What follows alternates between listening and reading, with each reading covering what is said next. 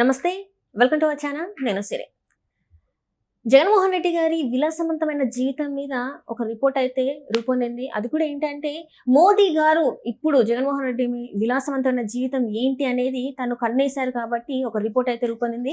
అది కూడా వెళ్ళడం జరిగింది. అండ్ ఒక స్టేట్ నుంచి కూడా వెళ్ళినట్టు మనకు తెలుస్తుంది. రిషికొండ ఏదైతే ఉందో ఆ విల్లా గురించి కూడా తను ఆరా తీస్తున్నట్టు తెలుస్తుంది. మరి ఏంటి ఇప్పుడు మోదీ గారు ప్రత్యేక దృష్టి జగన్మోహన్ రెడ్డి గారి పైన పడిందా, ఆయన విలాసవంతమైన జీవితం మీద పడిందా? సో ఈ అంశాన్ని మనకి వివరించడానికి మనతో పాటు ఉన్నారు ప్రముఖ senior journalist, political analyst CS Rao గారు. నమస్కారం. సరే, ఇప్పుడు చూస్తుంటే మోదీ గారి కన్ను జగన్మోహన్ రెడ్డి గారి ఇంతకు ముందు విలాసవంతమైన జీవితం అంటే అధికారంలో ఉన్నప్పుడు తను ఎంత విలాసవంతంగా గడిపారు ఏంటి అనేది దాని మీద పడింది. ఒక రిపోర్ట్ కూడా ఉంది అన్నట్టు మరి వార్తలు వస్తున్నాయి. మరి ముఖ్యంగా చెప్పాలంటే రిషికొండ ప్యాలెస్ ఏదైతే తను విలాసవంతంగా కట్టించుకున్నారో ఆ విల్లా అంటారో మరి ప్యాలెస్ అంటారో తెలియదు, దాని మీద కూడా పడింది. అసలు ఏంటి అని ఆరా తీస్తున్నట్టు కూడా మరి వార్తలు వస్తున్నాయి. మరి ఏం జరుగుతుంది సార్? సో ఒకటి, నరేంద్ర మోడీ ఎందుకు జగన్మోహన్ రెడ్డికి సంబంధించినటువంటి విలాసవంతమైనటువంటి వైభోగంతో కూడినటువంటి సౌకర్యాలను అనుభవించాడు అనే దాని మీద ఆరా తీస్తున్నాడు అని ప్రశ్న వేసుకుంటే, నరేంద్ర మోడీకను ఆయన విలాసవంతమైన జీవితానికి సంబంధం లేదు వాస్తవంగా. అంటే సంబంధం అంటే ఫెడరల్ వ్యవస్థలో సంబంధం ఉంటుంది, కానీ ఎవరో ఒకరు కంప్లైంట్ చేస్తానో ఎవరో ఒకరు రిపోర్ట్ ఇస్తానో ఆయన పట్టించుకుంటాడు, అదర్వైజ్ ఆయన పట్టించుకోడు కదా. కాకపోతే ఇప్పుడు రిషికొండకు సంబంధించి మళ్ళీ ఎందుకు చర్చ జరుగుతుంది అని అంటే, రిషికొండకు సంబంధించి గంటా శ్రీనివాసరావు మాజీ మంత్రి ఆయన అధికారంలోకి తెలుగుదేశం పార్టీ రాగానే వెళ్ళి మొత్తం కమ్మోడ్స్ 25 లక్షల రూపాయలతో కట్టించుకున్న కమ్మోడు, దాని లోపల ఇంటీరియర్స్ వీటన్నిటిని చూపించి మీడియాకి ఇవ్వడం జరిగింది. ఆ సందర్భంగా వైఎస్ఆర్ కాంగ్రెస్ పార్టీ వాళ్ళు చెప్పింది ఏంటి, అది భవనం ఎప్పుడన్నా ప్రధానమంత్రి వచ్చినప్పుడు, రాష్ట్రపతి వచ్చినప్పుడు ఉండడానికి అక్కడ స్టే చేయడానికి మేము దాన్ని నిర్మించాము, ఏదన్నా హోటల్స్లో ఉండకుండా వాళ్ళు ఇక్కడ స్టే చేయడానికి మేము కట్టించామని చెప్పాడు. అప్పుడు కేంద్ర ప్రభుత్వానికి వెళ్ళింది రిపోర్టు. ఏంటి ప్రధానమంత్రి కానీ రాష్ట్రపతికి రిషికొండ కట్టించారని చెప్తున్నారు, ఏంటి అసలు ఆ రిషికొండ గురించి అని చెప్పి ఆరాధిస్తారు. ఆల్రెడీ నేషనల్ మీడియాలో కూడా ఈ రిషికొండకు సంబంధించినటువంటి విజువల్స్, ఖర్చు 500 కోట్ల రూపాయల ఖర్చు, కమ్మోడి ఖర్చు ఇవన్నీ వచ్చాయి.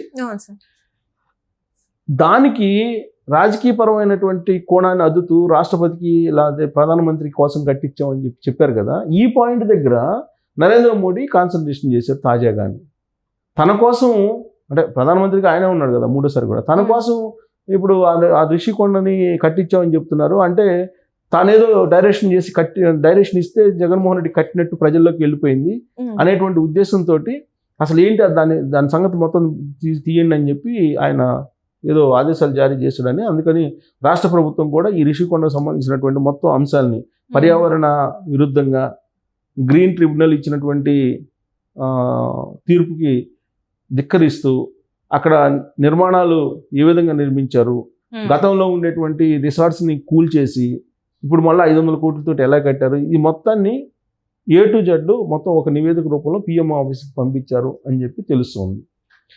ఆయన విలాసాల గురించి చెప్తూ పొందుపరుస్తూ జగన్మోహన్ రెడ్డి అధికారంలో ఉన్నప్పుడు ఆయన హెలికాప్టర్లని ఏ విధంగా ఉపయోగించాడు, అలాగే ప్రత్యేక విమానాలను ఏ విధంగా ఉపయోగించాడు, ఇవన్నీ కూడా పొందుపరిచి నరేంద్ర మోడీకి అప్పచెప్పారు అని చెప్పి తెలుస్తుంది. ఎందుకంటే నరేంద్ర మోడీకి ఎందుకు నివేదిక ఇచ్చారు, నరేంద్ర మోడీకి ఎందుకు తెలియజేయాలనుకున్నారు ఇప్పుడు ఉన్నటువంటి ప్రభుత్వం అంటే, రాజకీయాలకు అతీతమైనటువంటి బంధం నరేంద్ర మోడీతో తనకు ఉందని చెప్పి జగన్మోహన్ రెడ్డి పదే అనేక సందర్భాల్లో చెప్పాడు.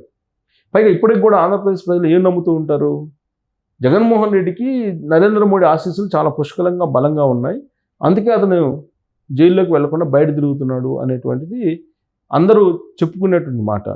సో జగన్మోహన్ రెడ్డి ఏదైతే చేశారో ఆ పాపాలన్నీ కూడా నరేంద్ర మోడీకి రుద్దేటువంటి ప్రయత్నం జగన్మోహన్ రెడ్డి చేస్తున్నాడు అనేది బీజేపీ ఆలస్యంగా గ్రహించింది. ఉదాహరణకు చంద్రబాబు నాయుడిని రాజమండ్రి సెంట్రల్ జైలుకి పంపించారు నిరాధారమైనటువంటి ఆరోపణలతోటి. ఆ రోజున లండన్లో ఉన్నాడు జగన్మోహన్ రెడ్డి. లండన్ నుంచి వచ్చిన తర్వాత జగన్మోహన్ రెడ్డి చేసినటువంటి కామెంట్ ఏంటి, చంద్రబాబు నాయుడు అరెస్ట్ అనేది బీజేపీ పెద్దలకు తెలుసు, అది నాకు తెలియదు అన్నాడు. ఒక ముఖ్యమంత్రి హోదాలో ఉండి అప్పట్లో చంద్రబాబు నాయుడు అరెస్ట్ అనేది కోర్టులు చూసుకున్నాయి, ఆ బీజేపీ పెద్దలు ఢిల్లీ పెద్దలు చూసుకున్నారు అని అన్నాడు. అంటే తనకు సంబంధం లేదు అని చెప్పేటువంటి ప్రయత్నం చేసి ఢిల్లీ బీజేపీ పెద్దల మీద అంటే నరేంద్ర మోడీ మీద, అమిత్ షా మీద రుద్దేటువంటి ప్రయత్నం ఆ రోజే చేసి రాజకీయంగా తప్పించుకునేటువంటి ప్రయత్నం చేశాడు. ఇప్పుడు కూడా ఆయన ఏం చెప్తున్నాడు, నరేంద్ర మోడీ కోసం లేదంటే రాష్ట్రపతి ముర్ము కోసం నేను కట్టించాను అని చెప్తున్నాడు ఆయన. అందుకే ఒక పెద్ద రిపోర్ట్ పంపించారు. అసలు జగన్మోహన్ రెడ్డి ఏం చేశాడు 2019 నుంచి 2024 మధ్యలో విలాసవంతమైనటువంటి జీవితంతో పాటు ఆయన వైభోగం ఎలా ఉండేది అనేది ఒక నివేదిక రూపంలో పిఎం ఆఫీస్కి పంపించినట్టు తెలుస్తుంది. దాంట్లో పొందుపరిచినటువంటి ప్రధానమైనటువంటి అంశాలు ఏంటంటే హెలికాప్టర్ని ఏ విధంగా వాడాడు ఆయన, 5 కిలోమీటర్లకు కూడా హెలికాప్టర్ని ఏ విధంగా వాడాడు, అలాగే 2 హెలికాప్టర్లని ఇది ఉన్నటువంటి హెలికాప్టర్ చాలక 2 హెలికాప్టర్లని బుక్ చేస్తూ జీవోలు విడుదల చేసినటువంటి వివరాలను కూడా పొందుపరిచినట్టు కూడా తెలుస్తుంది.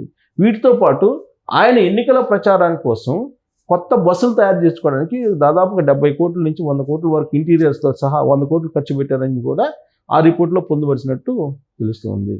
దీంతో పాటు ఆయన పోలింగ్ అయిపోయిన తర్వాత లండన్ వెళ్ళాడు. లండన్ వెళ్తూ ప్రత్యేక విమానంలో వెళ్ళారు. ఆ ప్రత్యేక విమానం ఖర్చు కూడా గంటకి దాదాపుగా 6 లక్షల నుంచి 10 లక్షల దాకా ఉన్నట్టుంది. అప్పుడు ఏదో అంచనా వేశారు. అది కూడా ప్రభుత్వం మీదనే ప్రభుత్వం చెల్లించేలాగా చేశాడు. అక్కడ సెక్యూరిటీని కూడా పంపించాడు అక్కడికి. ఆ సెక్యూరిటీకి కూడా దాదాపు 2 కోట్ల రూపాయలు ఖర్చు అయితే అది కూడా ప్రభుత్వ ఖజానా నుంచి తీశాడు జగన్మోహన్ రెడ్డి. ఆయన వైభోగం ఈ విధంగా నడిచింది. ఆయన విలాసవంతమైన జీవితం ఈ విధంగా నడిచింది. ఆ రోజు ముఖ్యమంత్రిగా జగన్మోహన్ రెడ్డి ఉన్నప్పుడు ఆయన హెలికాప్టర్లో వెళ్తూ కూడా కింద ట్రాఫిక్ని ఆపించేవాడు. కింద ట్రాఫిక్ ఆపాల్సిన అవసరం ఏముంది? ప్లస్ చెట్లని ఆంధ్రప్రదేశ్ వ్యాప్తంగా చెట్లు ఎన్ని నరికిచ్చాడు, ఆయన ఏ విధంగా ఆంధ్రప్రదేశ్లో విధ్వంసం సృష్టించాడు, ఆయన ఒకవైపు విధ్వంసాన్ని ఆస్వాదిస్తూ తన వైభోగాన్ని ఏ విధంగా అనుభవించాడు అనే దాని మీద ఒక పెద్ద నివేదికను ఇచ్చి పంపించారు.